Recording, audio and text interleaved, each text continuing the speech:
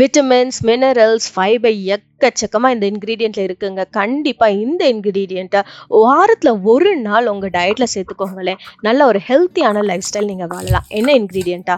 வாழைப்பூ தான். இந்த வாழைப்பூவை வச்சு ஒரு யம்மியான ஒரு ரெசிபி பார்த்துடலாம். வாழைப்பூவை எப்படி க்ளீன் பண்ணணுமோ கீழே ஒரு வீடியோ கொடுக்குறேன், கண்டிப்பா போய் செக் பண்ணி பாருங்க. க்ளீன் பண்ண வாழைப்பூவை நான் மோர் தென்ல ஒரு 10 to 15 மினிட்ஸ் சோக் பண்ணியிருக்கேன். ஆர்எல்ஸ் ஓவர் நைட் கூட நீங்க சோக் பண்ணிக்கிடலாம்.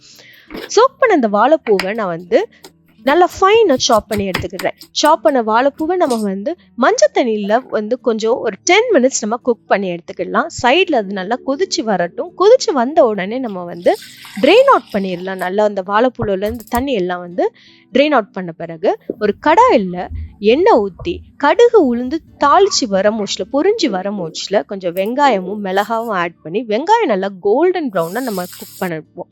குக் பண்ண இந்த வெங்காயத்தோட இந்த ட்ரெயின் அவுட் ஆன இந்த வாழைப்பூவையும் ஆட் பண்ணி சிம் குக் பண்ணுவோம். இல்லை மீடியம் ஹீட்டில் கூட குக் பண்ணுங்க. வாழைப்பூவில் உள்ள எக்ஸ்ட்ரா இந்த தண்ணி எல்லாமே இவாப்ரேட் ஆகிடட்டும், நல்லா குக் ஆகட்டும்.